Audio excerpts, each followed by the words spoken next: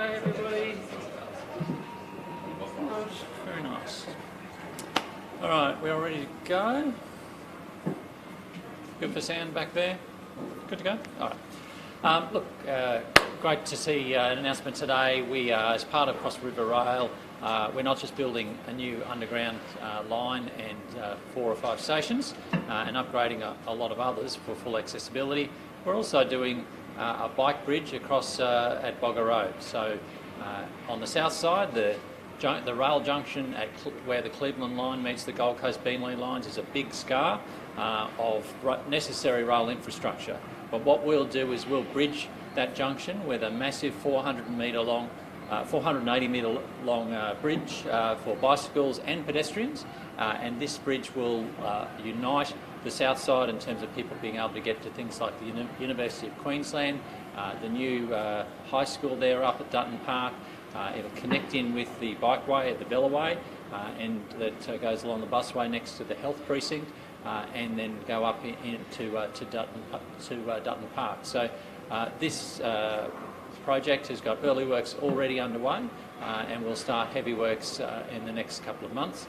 I was out on site for Cross River Rail there as part of the portal a few weeks ago, and a lot of work with the pilings and the footings, so all of that sort of work is underway. So, you know, building good active transport infrastructure as well as public transport infrastructure is really important in terms of making sure people can get around the city easily and is part of a balanced transport network. That's what we're seeking to achieve here, and we're putting out to the public about what we should name this bridge. There's already been a lot of fantastic suggestions around perhaps Indigenous names. The health precinct there has been very significant over a long period of time. There's lots of different things we could do there, but we'd love to see a wide diversity of submissions from the public for us to name that bridge and honour some body or some organisation perhaps to say thank you for the work that they've done for our community. So I think if you look at the artist's impressions, it's going to be a very significant piece of infrastructure and to really make the whole area look a lot better than it is, as well as making it a lot more mobile for people and encouraging sewing up those gaps in the active transport network. That's something we're very committed to as a government, and I think everyone knows my commitment to active transport. This is actually a missing link that we're going to fill in. Any questions? Any specific names you're looking at? We're very open-minded about it, so happy to look at good ideas. So I asked the community to put them forward. We'd love to see submissions from any member of the community who has a good idea, who might well be the one that names the bridge. Who decides it? Who decides what it is named? Is there like a voting thing? Or? Yeah, look, we'll have a panel of people that's got a nice cross-section of different kinds of people from community and elsewhere who will look at all those submissions and sift through them. But it's a great opportunity, and I just encourage people to submit to us. Transport and Main Roads will be able to do that through our website and to give us your good ideas. There won't be an online vote for people? There won't be any repetition of the ferry with ferry face or anything like that? Yeah, look, people can submit satirical, humorous ones if they like, but they won't be seriously considered, of course. What we'll be looking at is the quality of the name, not necessarily on the number of people that might submit it. We'll look at the quality, and you know, we want it to be an appropriate tribute to somebody or some organisation that's made our community what it is. I guess you've got the Go-Between Bridge. You wouldn't consider the Gotta Go Bridge? Look, who knows? You know, that was an innovative name, and it recognised some great musicians who've made a huge contribution to this city and to contemporary music. So, you know, that was a really fantastic submission, and you know, who knows? I don't want to preempt anybody's suggestion. I just encourage people to get them in. You mentioned a couple of weeks ago you were monitoring costs of Cross River Rail and flagged the possibility of costs going up. Can you say today that it's no longer going to be a $5.4 billion project? Oh, look, I don't have anything in particular to add to that, but you know, we've got obviously a huge inflation issue left by Scott Morrison and the LNP. This is the worst inflation we've seen in a generation, so that is impacting a whole range of projects. Construction companies have gone bust. It's certainly an issue of concern. We are monitoring it very closely.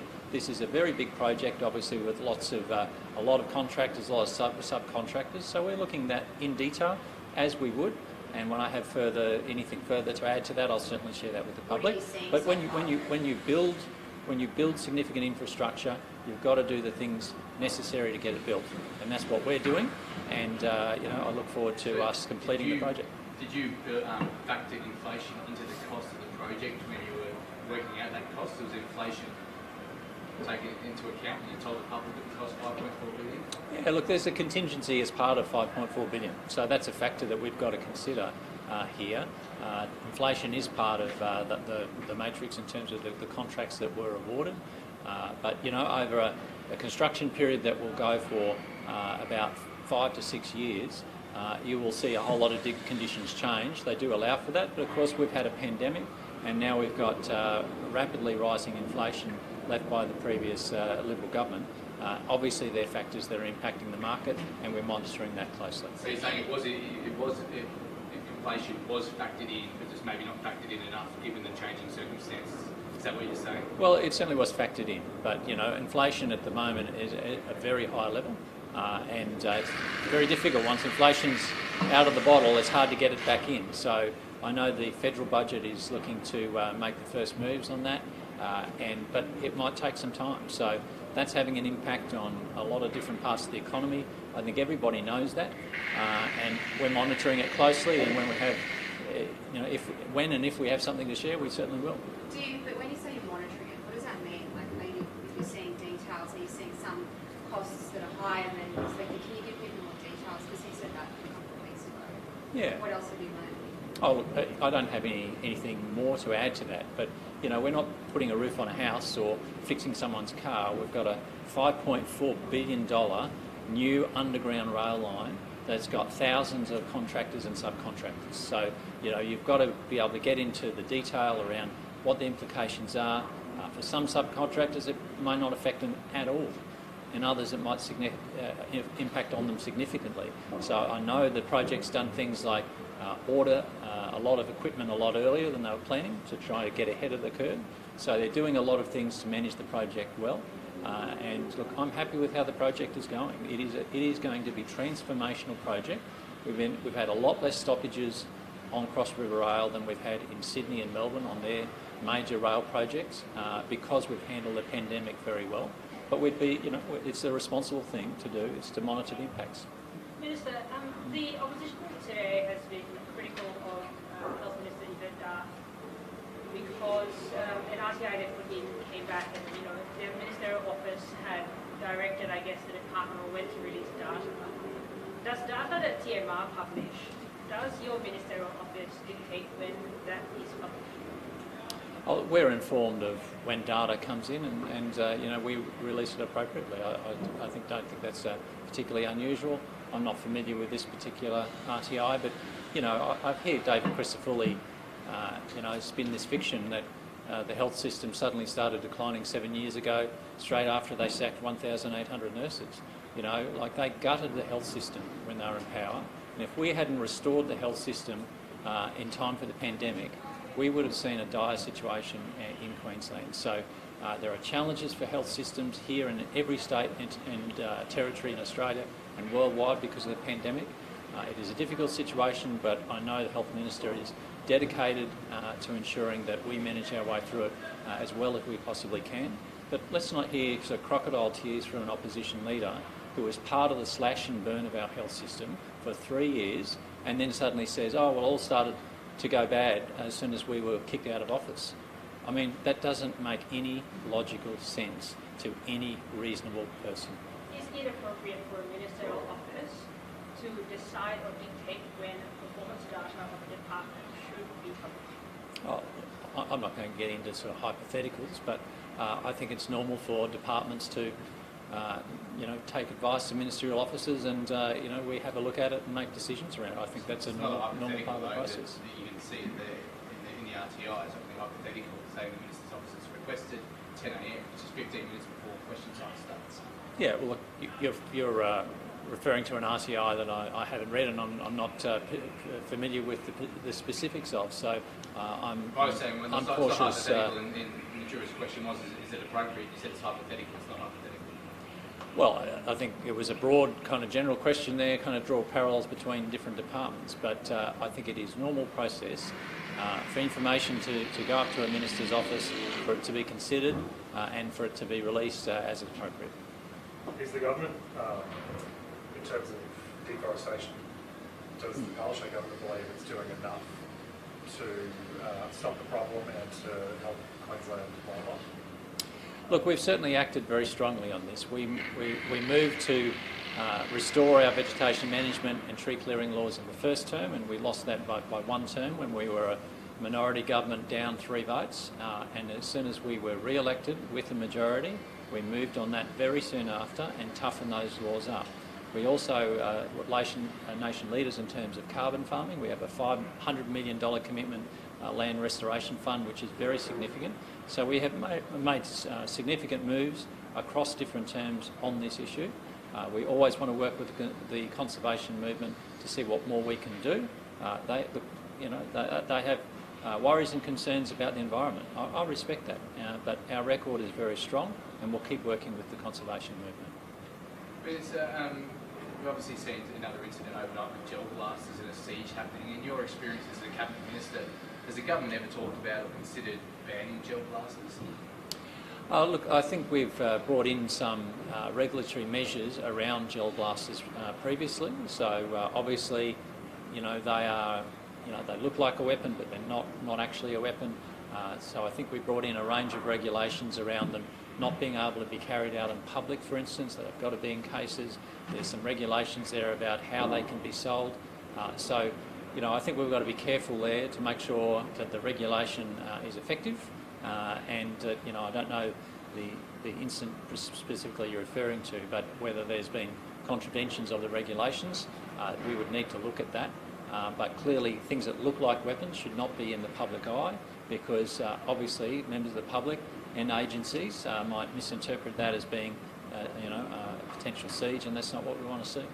Residents in Burleigh, this is in regards to light rail on the Gold Coast, they're angry about plans to bulldoze a number of pine trees to make way for stage 3. Is this going to happen, and when will it happen, and is there anything that can be done to save the trees?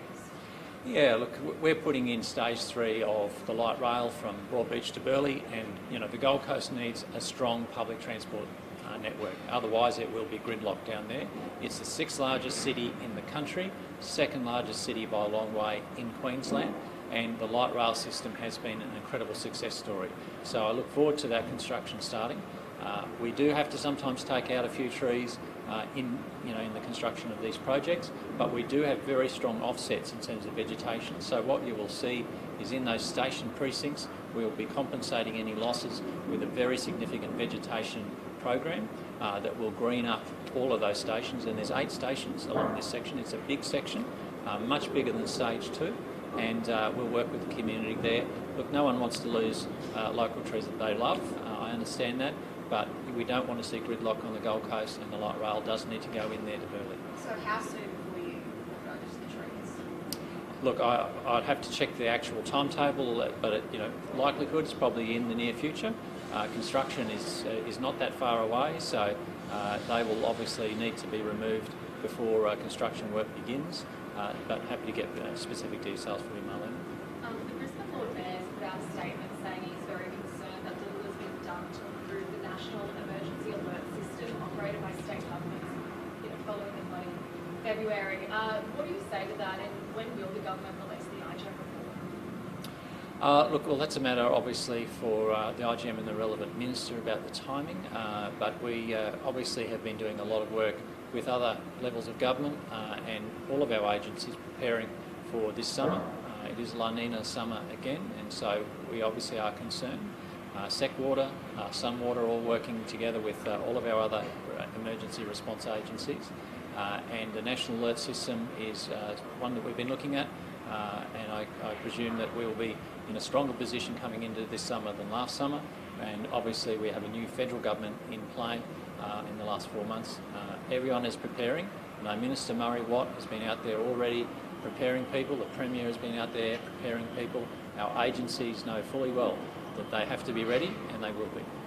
what considerations be given to dam releases given the forecasts we've been hearing about? Yeah, look, 100% of the flood compartment of Wivenhoe is available right now. So I think it's important to note that the dam did its job during the floods in March, and it held back 4 Sydney harbours from the flooding that happened in Brisbane.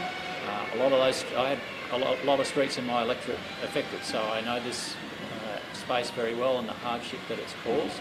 But it was effective because it was operated as per the dam manual. The manual was amended subsequent to the inquiry after the 2011 floods. We need to make sure that the dams are operated by flood experts, not by any single politician, because that's when you'll get into real difficulties if we start listening to one voice. Every event where there's flooding or flooding risk is a different event, where the rain will always fall in different areas. It's a very complex process around operating a dam. We need to make sure we listen to the experts and we use the manual to prepare. We shouldn't be listening to a press release from an individual politician. Just one more quickly on deforestation. Do you think it's a plausible idea that enough could be done in the future that it's not really an issue, or not enough can be done to almost wipe out that issue completely? I think that's what we've got to aim towards. I don't think we're going to get to that situation anytime really soon. I think there's still a lot of people out there contesting the idea that we shouldn't be deforesting, and that that's still a political issue. It's not the LNP voted against our tree clearing laws in the second and the first term, and so unfortunately we don't have bipartisan support for strong tree clearing laws in this state. So I can certainly commit strong action from the Palaszczuk Labor government. Our record is very clear, but sadly we see the LNP still think ripping out huge amounts of our forests is a positive thing, when we know that in terms of action on climate change is a disaster. So sure, people should be able to appropriately make some clearing here and there, but this whole-scale mass clearing is not positive in terms of acting on climate change.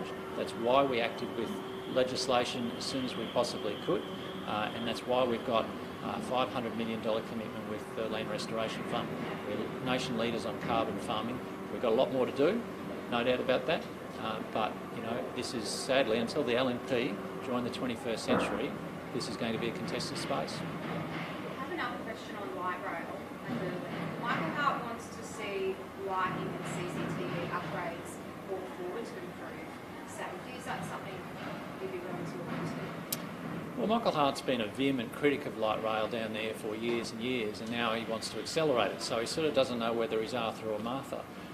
It's hard to know what his position will be tomorrow. So I know there's been a few issues down there about in Burleigh that need some attention, but look, when we do these station precincts, they are specifically designed with safety in mind, with good lighting.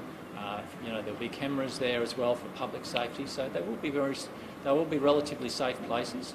But we've got to build it and start it, and that's coming soon. So I don't think Mr. Hart's got too long to wait. I'm just looking forward to him endorsing the project one day, maybe after it's built. Last question. I have a question about Culture West and the growth corridor. Have you been involved in discussions on roads and transport for that development? Residents there are concerned about how the roads will cope with the extra 70,000 people that'll be moving there. Yeah, look, the Mayor of Moreton Bay, Peter Flannery, has been a very strong advocate of us getting a Bruce Highway Western alternative route through there. So we've already done consultation on stage 1. I think there's further consultation on further stages, very, very close. We need the infrastructure. There's going to be people living there in significant numbers. So we have been working with the council to get that corridor secured. The community is involved in that process. It's a difficult process. Not everyone wants it in that place. They want it somewhere else, etc. But fundamentally, the infrastructure out there needs to be improved for the growing population. We're committed to that. I know the Mayor is committed to that, and we're committed to working with the council on it. All good? Thank you. Thanks, everyone. Have a good day. Cheers.